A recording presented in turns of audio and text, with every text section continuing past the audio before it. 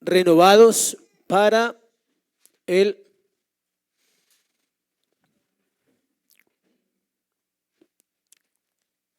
Mientras lo busca, vamos a mirar lo importante de saber para qué fuimos salvos. Toda persona salva debe saber para qué fue salva. Y voy a dejarle, mientras busca su verso, algunas cosas que usted entienda que no son la salvación. O sea, la salvación no es el mejor matrimonio del mundo. La salvación no es la mejor economía del mundo para uno ir aterrizando. La salvación no consiste en una ausencia de problemas. La salvación no consiste en que el hombre sea perfecto. Nada de eso. La salvación tiene un solo propósito. Por eso digo, renovados para Él. Y es vivir para la gloria de Dios. Para eso es la salvación. Todo lo demás, o no lo sabemos, o no lo entendemos, o simplemente Dios está pasando por alto siempre nuestra ignorancia. Pero si hay una razón por la cual fuimos salvos. Aquí hay algo que tal vez no hemos escuchado al final. Para mí fue revelador y quiero compartirlo con ustedes. Vamos a iniciar entonces Romanos 6, 1, 4. Hijos, estoy en otro libro. Hijos. Romanos 6, del 1 al 6. ¿Qué pues diremos? ¿Perseveraremos en el pecado para que la gracia abunde? En ninguna manera. Porque los que hemos muerto al pecado, ¿cómo viviremos aún en él?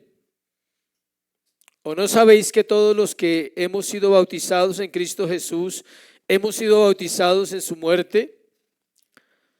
Porque somos sepultados juntamente con él para muerte por el bautismo, a fin de que como Cristo resucitó de los muertos por la gloria del Padre, así también nosotros andemos en vida nueva. Porque si fuimos plantados juntamente con él en la semejanza de su muerte, así también lo seremos en la de su resurrección. Sabiendo esto, que nuestro viejo hombre fue crucificado juntamente con él, para que el cuerpo del pecado sea destruido, a fin de que no sirvamos más al pecado. Padre, gracias por esta mañana. Oro, Dios, que tu palabra hoy sea explicada y aplicada a nuestro corazón. Oro que tu palabra sea confrontando nuestro corazón, trayendo certeza, Dios, de esa salvación, trayendo paz en medio de la angustia, trayendo vida en medio de la muerte, Señor. Oramos que nos hables, oramos que quites de nuestro corazón la dureza, que quites el velo que ha puesto el pecado, que no nos deja entender las Escrituras y podamos realmente ser transformados en el poder del Espíritu Santo. Dios, glorifícate sobre tu iglesia. Esta es tu iglesia. Tú la creaste, tú la plantaste, tú moriste por nosotros en la cruz del Calvario y tú nos sostienes, Señor. En Cristo Jesús, amén y amén. Renovados para Él. Hasta ahora hemos presentado en los temas anteriores refutando y confrontando la idea errada del movimiento de la autoestima que ha torcido las Escrituras y que ha hecho tanto daño en la iglesia en los últimos, sobre todo en el siglo final, es decir, en el siglo XXI. Ha hecho mucho daño porque la iglesia se ha centrado en llevar a las personas a una vida cómoda, a una vida cristiana donde no hay un avance, solamente se vive para mí, para vivir bien, para tener la familia más bonita del mundo, como lo decía, el mejor esposo y la mejor esposa, olvidando que hay otros principios fundamentales detrás de la salvación. Hemos hablado del valor del hombre, del amor propio y de las emociones, esas tres cosas. Si nosotros dejáramos hasta ahí, realmente quedaríamos inconclusos. O sea, si dejáramos hasta ahí, no haríamos nada. No serviría de nada lo que hablamos, porque es necesario hacer un cierre claro. Y por eso en este sermón vamos a mostrar en las Escrituras lo que Dios dice acerca de nuestra vida en Cristo y para qué nos salva. No basta con encontrar qué nos afecta de nuestra vieja naturaleza. Es necesario también encontrar qué tenemos que hacer para estar creciendo en la gracia constantemente. Alguien decía, no basta con que la casa se queme, hay que pensar que hay que volver a construir una casa. Si tu casa se quemara, pensarías inmediatamente, estoy seguro. Si tú llegas a tu casa y está un incendio y perdiste todo, algo tienes que pensar, algo tendrás que hacer, volver a empezar. Y no puedes decir, ay, la casa se quemó y ya. No, a veces una crisis así te va a llevar a realmente a decir, necesito construir otra casa, volver a empezar ¿de qué? De ceros. Ojalá esta mañana podamos llegar a ceros para volver a empezar. Dios no está jugando, iglesia, a intentar tener una iglesia en la tierra. Él tiene una iglesia en la tierra. Y Dios es poderoso para sostener esa iglesia. Y Dios ha dotado la iglesia de su palabra y ha dotado la iglesia de la predicación para que el pueblo de Dios brille en cada generación. Brille en medio de un mundo lleno de maldad. Dios ha establecido un pueblo desde antes de la fundación del mundo para que su nombre sea conocido en la tierra. Esos son los hijos de Dios que viven para rendir sus vidas a aquel que la rindió por ellos primero. La iglesia vive para rendir la vida a Dios porque Él la rindió primero en la cruz del Calvario. Para eso vive la iglesia en la tierra. Si algo no funciona, esta mañana tienes dos alternativas: lo arreglas o lo desechas. Si algo no está funcionando en tu vida, hoy Dios te da esas dos opciones: o lo arreglas o lo desechas. En este caso, cuando hablamos de renovación, Dios hizo la mejor decisión. Dios tomó la mejor decisión. No nos desechó, nos arregló. ¿Sí ve? Él también tenía las dos alternativas. Él podía desecharnos o arreglarnos, y tomó la correcta. ¿Cuál? Arreglar. Entonces creo que ya te estoy dando la respuesta. Hay cosas que no puedes desechar así quieras. Tendrás que ¿qué? Arreglarlas. Nos hizo útiles a través de no desecharnos y nos dio la oportunidad de servirle. Pregunta, ¿qué enseña la Biblia que debemos hacer cuando hemos sido renovados por Dios? ¿Qué enseña la Biblia? Tres cosas enseña en general, ¿no? Son muchas, pero en general enseña tres. Una, negarse a uno mismo. Dos, llevar una vida piadosa. Vamos a explicar la piedad porque a veces hablamos de piedad y no sabemos qué es piedad. Y tres, estar en constante reforma en el corazón. Y todo esto se le llama vida cristiana práctica y no vida cristiana religiosa. Les repito, negarse a uno mismo, llevar una vida piadosa, estar en constante reforma en el corazón. Y esto se suma y da un resultado, una vida cristiana práctica y no una vida cristiana religiosa. Primero, renovados para perseverar. Para eso fuimos renovados. El mundo no puede perseverar porque no conoce a Dios. La iglesia puede perseverar porque conoce a su Señor y sabe que Él le ama y que le ha dado gracia, que le ha dado herramientas para servirle. Para ello vamos a usar el versículo 1 y el versículo 2, renovados para perseverar. Es fácil escuchar estas palabras del Señor Jesucristo y del apóstol en muchos pasajes. Las palabras que voy a leer, Mateo 16, del 24 al 25, y luego volvemos a Romanos. Hoy vamos a hacer el sermón basado en esos 6 versículos y vamos a usar unas poquitas citas afuera. Pero vamos a estar siempre ¿dónde? En Romanos 6. Entonces vamos a Mateo 16, del 24 al 25. Y estas palabras que dice el Señor Jesucristo, también las dijo Pablo, también las dijo Pedro en otros contextos, pero son el mismo significado. Mateo 16, 24 al 25. Entonces Jesús dijo a sus discípulos: si alguno quiere venir en pos de mí, niéguese a sí mismo, tome su cruz y ¿qué? Sígame. Porque todo el que quiera salvar su vida la perderá, y todo el que pierda su vida por causa de mí la hallará.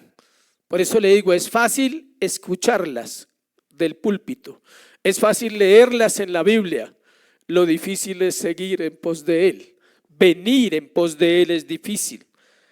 Otro asunto más importante es que usted no solo escuche y no solo la lea y no solo la reciba en la predicación, sino que usted se preocupe y diga, ¿qué es negarse realmente a uno mismo? ¿En qué consiste negarse? El apóstol por eso comienza en Romanos 6, volvamos allá, con una pregunta. Por eso el apóstol Pablo comienza con una pregunta en este capítulo de Romanos 6. En mi Biblia hay un título en ese capítulo que dice muertos al pecado. Eso es negarse a uno mismo, al deseo de pecar. El deseo te ha acompañado y te va a acompañar siempre. Es más, ni lo alcanzas a ver, no lo alcanzas a entender, que es un deseo que está ¿dónde? En nuestro corazón. Comienza con una pregunta, ¿qué pues diremos? Son solo preguntas hoy en el texto. El texto nos va a preguntar, pero el texto nos va a responder. ¿Perseveraremos en el pecado para que la gracia abunde? ¿Qué dices tú, iglesia? ¿Qué pues diremos? Pablo le dice a la iglesia de Roma, ¿qué dicen ustedes los romanos paganos que creen en dioses que son arrogantes y soberbios? Los romanos eran así. Ahora Dios le dice a la iglesia 2000 años después, ¿qué pues diremos? ¿Perseveraremos en el pecado para que la gracia abunde? Muchos creen que se puede jugar con la gracia y por eso son livianos en sus vidas. Pienso en mi vida y siempre me ha salido caro ser liviano, porque he tenido momentos de liviandad como cualquier persona aquí. Pero los momentos más delicados de mi vida en la liviandad con Cristo me han costado. Me ha llevado a procesos de consecuencias silenciosas, llamo yo, donde tal vez nadie necesita saberlas, pero como dicen, por dentro sé que le fallé, que me equivoqué, porque tal vez no entendía bien esto. ¿Perseveraremos en el pecado?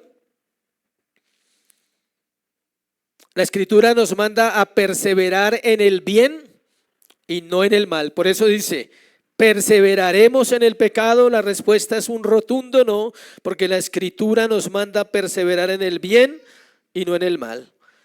Dios nos ha dejado su palabra para que nosotros no tengamos excusa en cuanto a lo que es ¿qué? Pecado. Todo lo que enfrentamos de luchas, confusiones, jamás podríamos decir que es la culpa de Dios. Siempre pasa porque siendo enseñados en lo bueno, aún perseveramos en lo malo. ¿Has sido enseñado en lo bueno? Pregúntate eso esta mañana. Es un examen con la palabra para que a las 2 podamos orar de lo que aprendiste esta mañana, de lo que Dios te muestre en este sermón. Dios va a obrar en tu vida, pero necesitamos orar. Eso malo a veces no parece tan malo, porque creemos que no nos afecta y a veces estamos perseverando, pero no en Dios, sino en el pecado. Pero si Dios en su palabra nos manda a perseverar en todo tiempo, no hacerlo es ir en contra de lo que Él ha dicho para el bien de nuestras almas. Si Dios dice que el que persevere hasta el fin, este será salvo, y Él dice que cuidemos la salvación, y Él dice que nos procuremos presentarnos a Dios aprobados, y Él dice que todo aquel que venga a Dios debe santificarse. Eso es perseverar. El no hacerlo es esto. Perseveraremos en el pecado para la gracia abunde. Usted está creyendo que la gracia va a abundar aunque usted no haga nada. Es mentira, se está engañando el corazón. En 2 Timoteo 3:2, 2 Timoteo 3:2, aparece una frase que ya vimos y que nos muestra por qué perseveramos en el pecado y por qué no perseveramos en Cristo. 2 Timoteo 3:2. Leamos el 1 para que tengamos contexto. También debes saber esto, le estaba escribiendo Pablo a su discípulo, que en los últimos días vendrán tiempos peligrosos, iglesia. ¿Cuáles son los últimos días? Estos comenzaron cuando Cristo resucitó y ascendió al cielo y terminan cuando Cristo ¿qué? Venga. Si son 5,000 años, son 5 días para el Señor, por eso son los últimos días. Si son 2,000, pues son 2 y así. En la mente de Dios no han pasado 2,000 años, han pasado 2 días en la mente de Dios. O sea, los últimos días, estamos en los últimos días nosotros.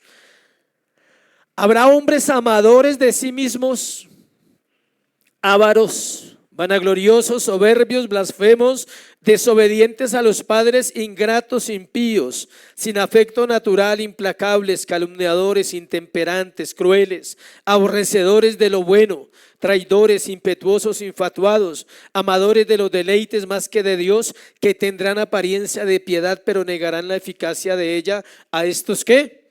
Evita, dice la palabra. Amadores de sí mismos. Sí sabía que es la única parte en el Nuevo Testamento donde aparece esa frase, así exacta, amadores de sí mismo. Pablo le dice al nuevo ministro Timoteo que tendrá que lidiar con ese tipo de hombres, lo cual es una realidad más fuerte hoy.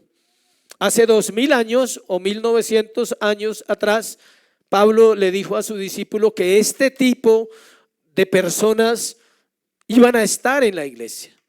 Y hoy es más visible el amor del hombre por sí mismo, lo que hablamos en un sermón. El amor del hombre, la avaricia, la codicia. No hay afecto natural, no se ama a los hijos. Si tú no oras por tus hijos, tú no los amas. Así les des todo lo que quieras en esta vida, tú no podrás decirle al Señor que amabas a tus hijos porque tú no orabas por ellos. Nunca vas a justificarte. Nunca vas a decir que diste todo por tus hijos cuando tú no derramaste tu corazón en la cruz del Calvario todos los días, diciéndole: Señor, ten misericordia de mis hijos, son pecadores, necesitan a Cristo, necesitan nacer de nuevo. No quiero que vayan al infierno y necesitan ¿qué? Nacer de nuevo. Si no oras por tu familia, te amas a ti mismo más. Si no oras por esta nación, dice: orad por la paz de la nación donde nosotros estamos, porque si oramos por la paz de la nación, quizás Dios tenga misericordia de esta nación. Tú no te das cuenta para dónde vamos en esta nación. Estamos comiendo y bebiendo, dice la palabra, dice Isaías. Comamos y bebamos porque mañana ¿qué? Moriremos. La iglesia está comiendo y bebiendo. Come de la palabra y bebe de la sangre, del pan, del vino, pero está durmiendo. No quiere despertar a entender que esto es algo muy importante para nosotros.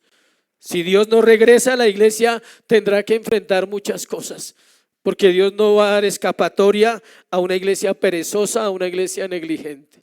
Y no estoy hablando, gracias a Dios, de esta sola iglesia. Estoy hablando en un concepto de iglesia global. La iglesia no ha despertado. Necesitamos volver a donde Dios nos ha dicho que deberíamos estar siempre. Todas las palabras que hay alrededor del término amadores a sí mismos son el resultado de ese amor a sí mismo. La avaricia, la vanagloria, la soberbia, la blasfemia, todo eso nace ¿de dónde? Del amor a uno mismo. Porque ¿sabes qué pasa? Si nos amamos a nosotros mismos, Dios no está ahí en el primer lugar. Dios no es el primer lugar. La lista que se describe allí es lo que cada creyente debe estar examinando en su corazón continuamente. Y es contra esos pecados que debe perseverar. ¿Sí ve? ¿Perseveraremos en el pecado? No. Perseveraremos en no caer en esos pecados que parecen invisibles, pero están ahí. Notemos algo importante, que no está hablando de pecados escandalosos como en otros listados de la Biblia. Adúlteros, fornicarios, homosexuales, ladrones, borrachos. No está hablando de eso. Está hablando de corazones que no quieren cambiar. De corazones que tienen incredulidad a la palabra, que no han creído en la escritura, que hablan una cosa pero viven otra en sus corazones.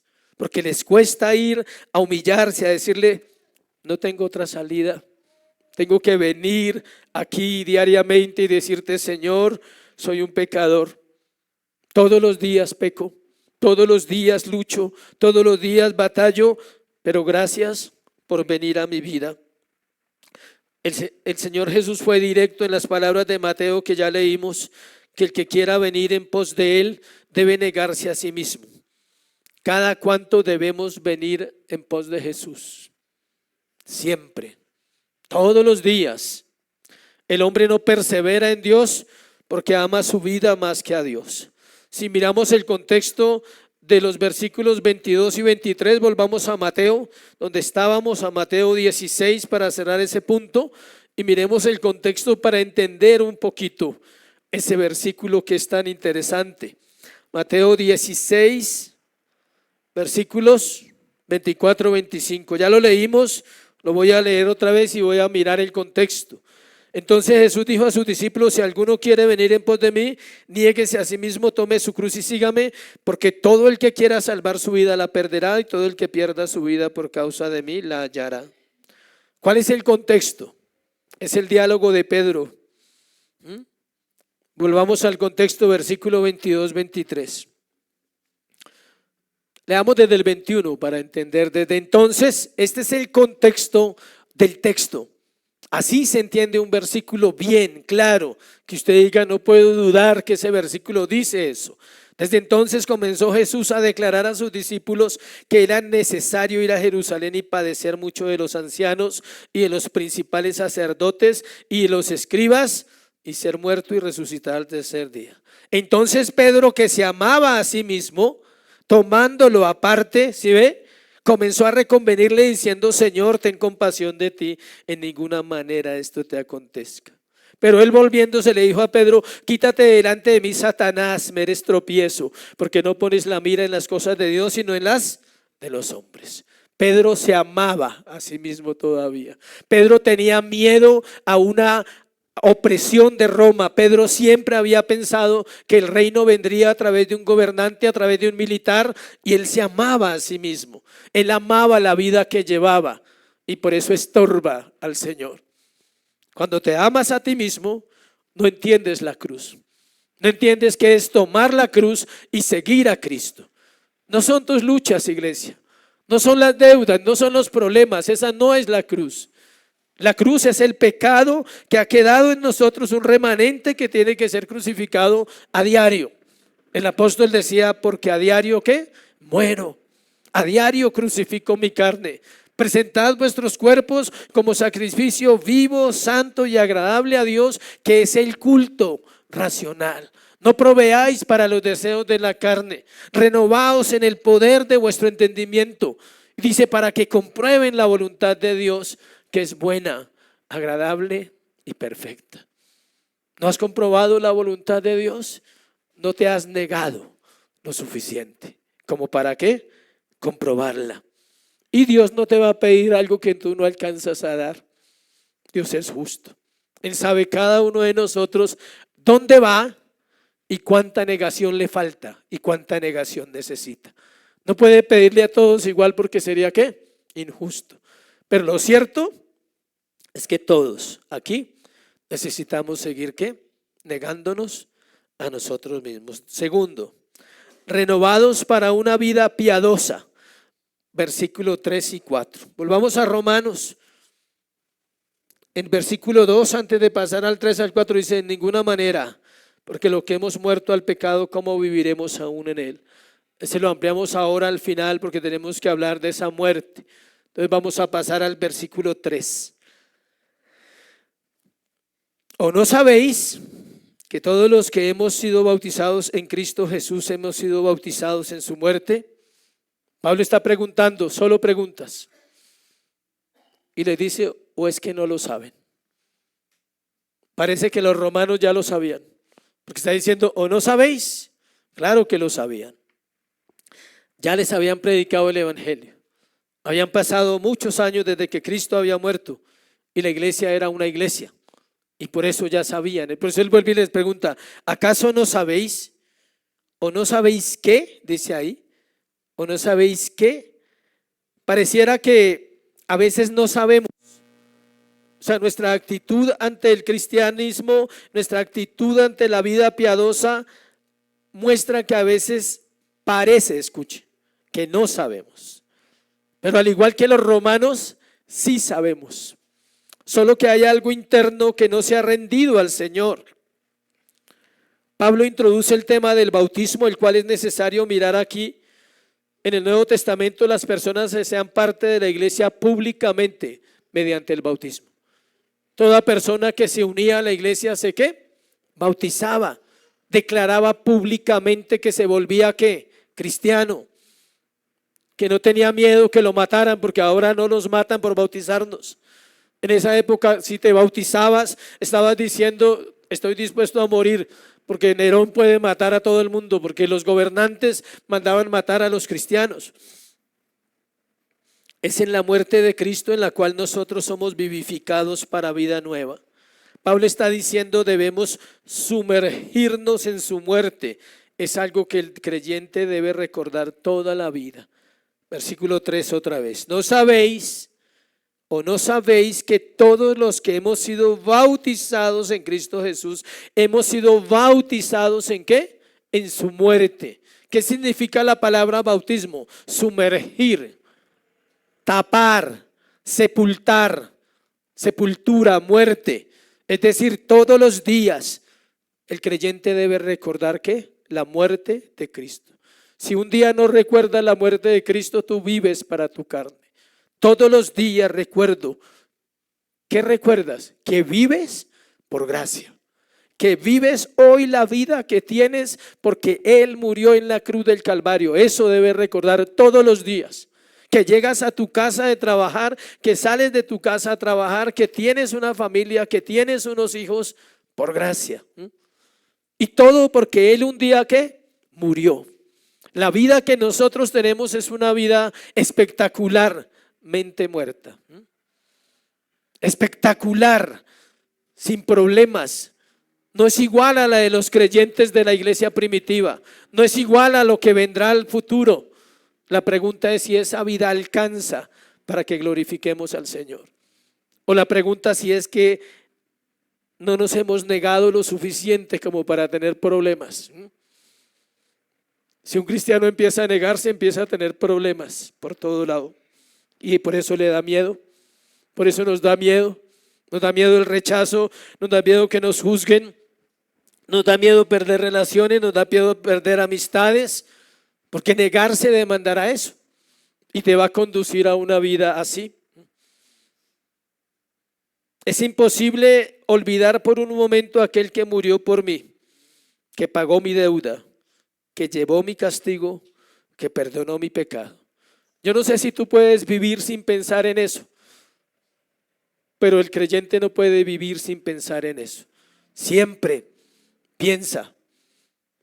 La deuda era impagable, el perdón inalcanzable y la condena estaba decretada.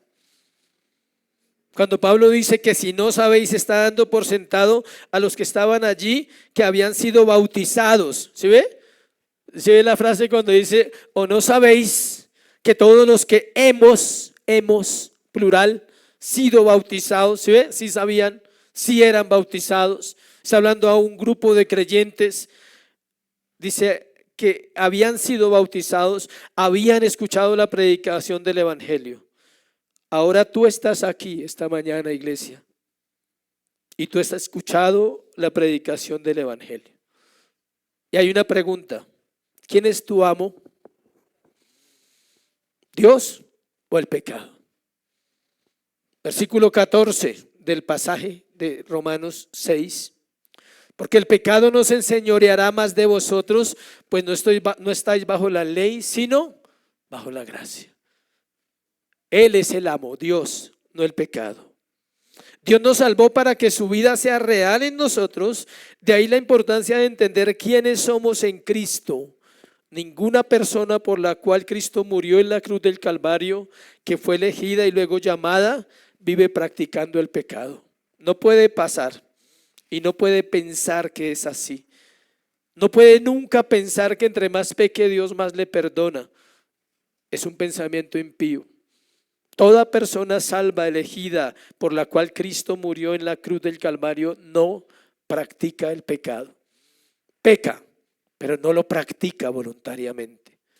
Reconoce, se arrepiente, clama, sufre en su alma porque peca. Hay sufrimiento interno porque peca. No se conforma a este mundo, no puede. Por el contrario, sabe que su naturaleza caída quedó muerta en la cruz del Calvario y que el pecado no se enseñoreará más de él. Estamos hablando de una vida renovada para la vida piadosa, entonces vamos a hablar de la piedad. De la piedad. Esta palabra que escuchamos en la vida cristiana, de la cual la Escritura habla, es lo que nosotros deberíamos procurar. Se escucha la palabra procurar, porque no es fácil alcanzarla. Pero piedad no es que te dé pesar de alguien, ¿sí? Es un concepto errado. ¿Se acuerda que hablamos del significado de las palabras? Uno cree que piedad es darle un pedazo de pan a un indigente o hacerle un favor a alguien que tiene necesidades. Uno cree que eso es piedad y nos engañamos. Creemos que piedad es una apariencia de ser bueno, pero piedad tiene una definición muy amplia. El término en griego es eusebeia, como escribir las dos vocales al final, la I y la A. Como se escribe Eusebio, pero cambia, eusebeia. Reverencia hacia Dios y hacia los hombres, amar a Dios y amar al prójimo. Eso es piedad, los mismos mandamientos que leímos la vez pasada. Aquí tengo una definición. Mirar al Dios único y buscar la vida apropiada para Él, eso es piedad. No para mí, para Él. No para mi familia, para Él.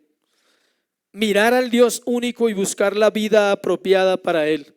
¿Por qué no para la familia? Porque si agradas a Dios, puedes agradar también a la familia. Primero Dios. Un teólogo llamado E.F. Scott lo considera como creencia correcta, otra definición, creencia correcta unida a un modo correcto de acción. Creencia correcta unida a un modo correcto ¿de qué? De acción. Pero la piedad es devoción más bien que creencia. Pero la piedad es devoción más bien que creencia. La piedad generada por un poder interior se llama el Espíritu Santo, no más. No es producida por tus acciones, no es producida por tus deseos, no es producida por tus capacidades. La piedad la produce ¿quién? El Espíritu Santo. Si no vivimos una vida de piedad, no hemos comprendido el Evangelio. Es estar unido a Cristo en todo, en su corazón, en su mente, en su plan para este mundo. No es solo querer los beneficios de la salvación, sino practicar una piedad real, dice. El versículo 4 de Romanos dice, porque somos, no seremos, somos sepultados juntamente con Él para muerte por el bautismo, a fin de que como Cristo resucitó de los muertos por la gloria del Padre, así también nosotros andemos en vida nueva. La renovación es para vida piadosa, para una vida ¿qué? Nueva. No hay lugar a lo viejo, no hay remiendo, no hay nada que pueda usted tapar de eso viejo, siempre se le va a salir. Tiene que ser una vida ¿qué? Nueva. La renovación que Dios hace es una renovación que manifiesta obras externas, produce vida abundante que no admite liviandad porque está gobernada por Dios. Esa es la piedad que Dios produce en un corazón. Hablamos de perseverar, hablamos de piedad. Y vamos al cierre, que para mí es lo más importante. Es donde tenemos que llegar para entender la vida nueva. Tercero, su resurrección es nuestra vida. Su resurrección es nuestra vida. Escuche bien la frase. No es la resurrección de los muertos cuando Cristo venga, no, no es esa. Es su resurrección hoy. Él está ¿qué? Vivo. Está sentado a la derecha del Padre y su resurrección me ha dado esta vida que tenemos ahora. Esta vida cristiana es porque Él resucitó. Si Cristo no resucitó, como dice Pablo en 1 Corintios 15, vana es nuestra fe, vana nuestra predicación, ni siquiera seríamos salvos. Nadie en este salón sería salvo si Él no resucitó. Cada vez que no estás respirando la vida de Dios en tu corazón, estás respirando la muerte que hay en este mundo.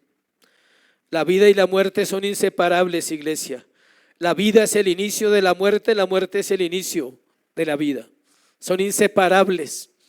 Si tú no respiras la vida de Dios, ¿qué respiras todos los días?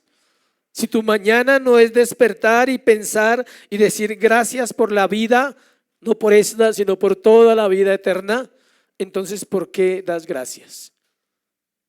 O como los animalitos que no dan gracias.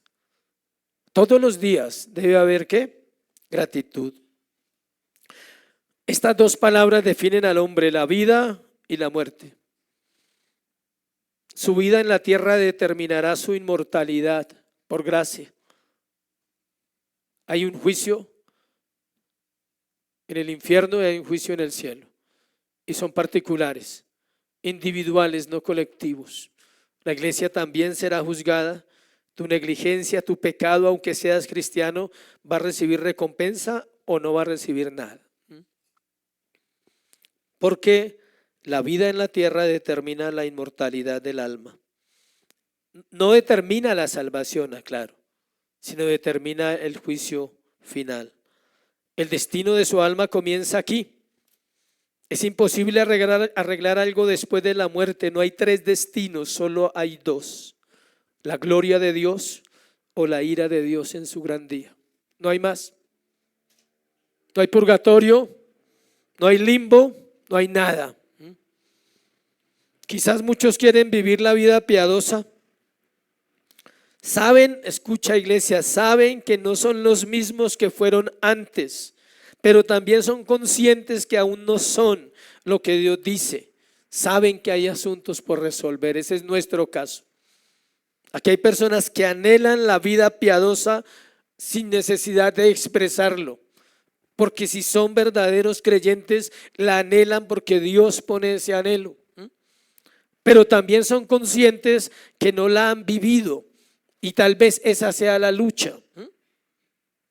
Amado amigo, como dijo alguien, amado hermano, hoy de parte de Dios estoy aquí para exhortarte a no morir, a no tomar en poco la muerte de Cristo, a no dejar pasar un día más sin vivir en la resurrección de Él.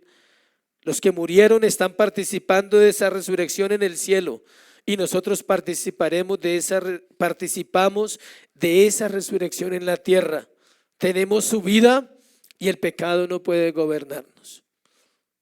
La vida cristiana verdadera es vista como una rebelión absoluta contra el pecado, como una revolución contra el sistema del mundo, como una pasión que no puede acabarse, porque si se acaba es como si Dios no estuviera en tu vida. Por eso el pasaje de Moisés, cuando dice que la zarza ardía y ardía y ¿qué? No se consumía.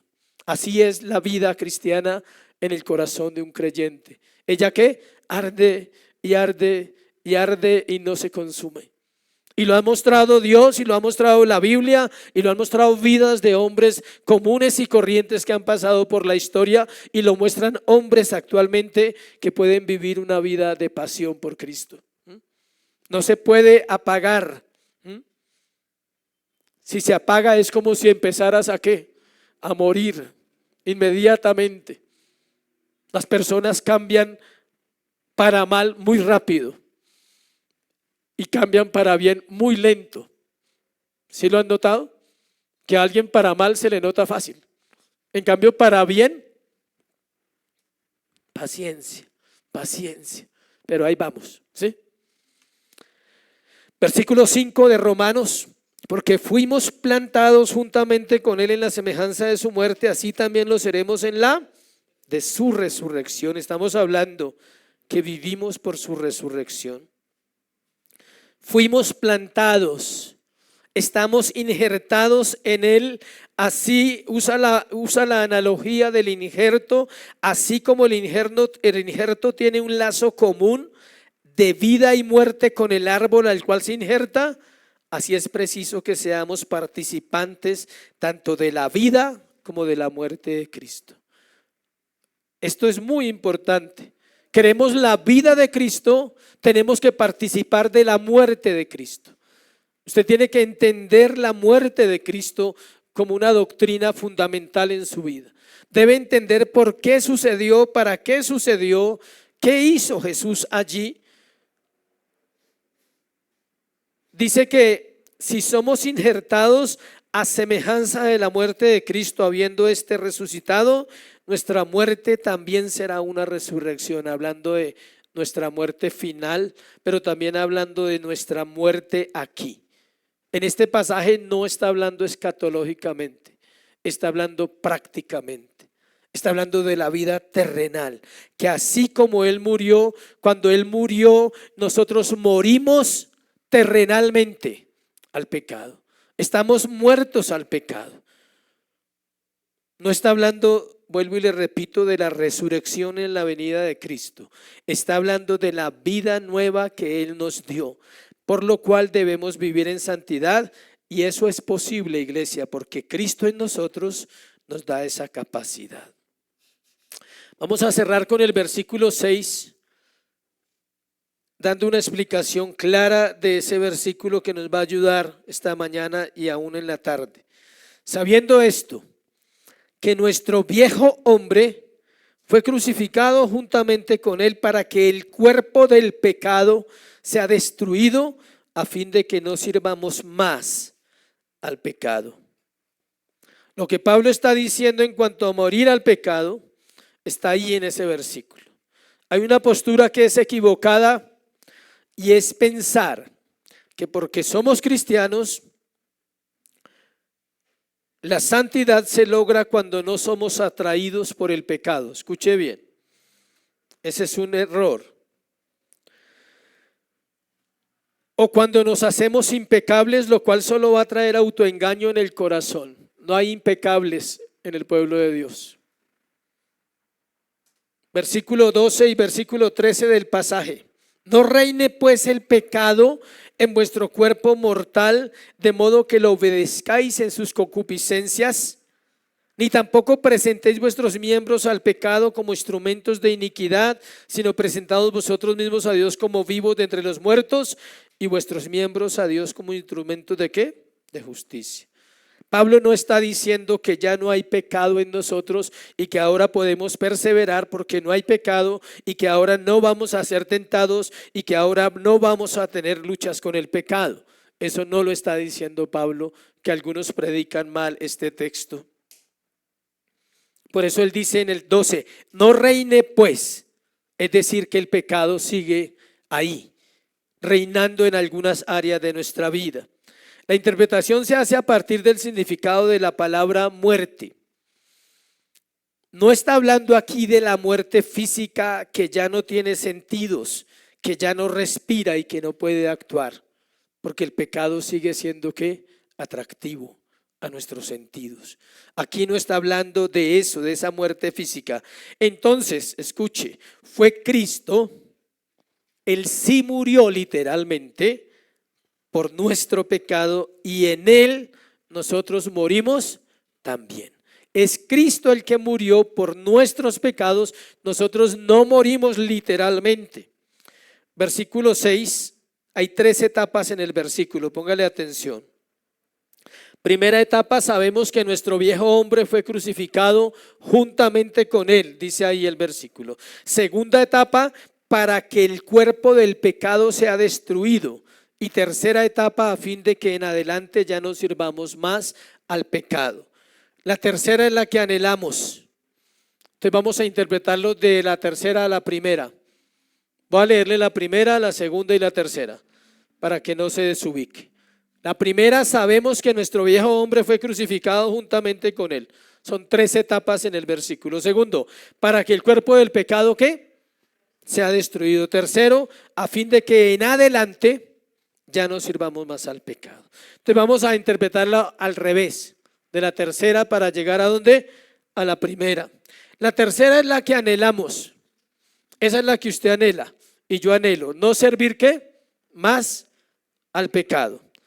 Pero debemos mirar la segunda primero, y la palabra de la segunda clave es la palabra destruido.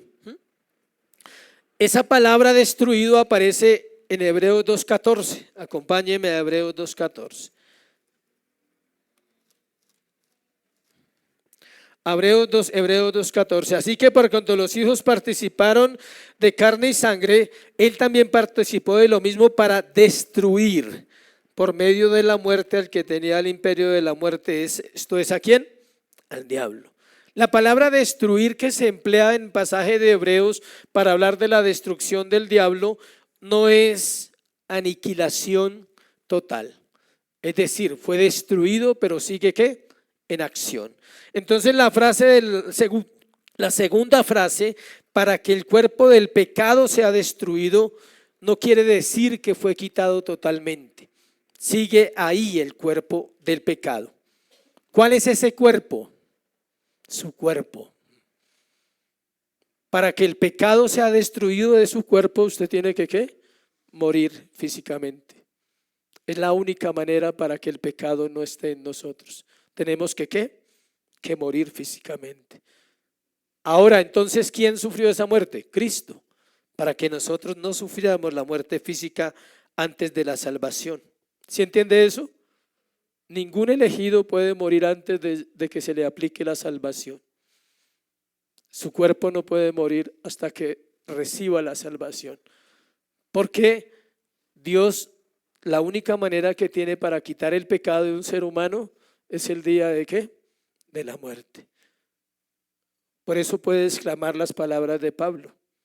¿Dónde está, oh muerte, tu aguijón? ¿Dónde, oh sepulcro, tu victoria? Porque sorbida es la muerte. Porque el aguijón de la muerte es ¿qué? El pecado.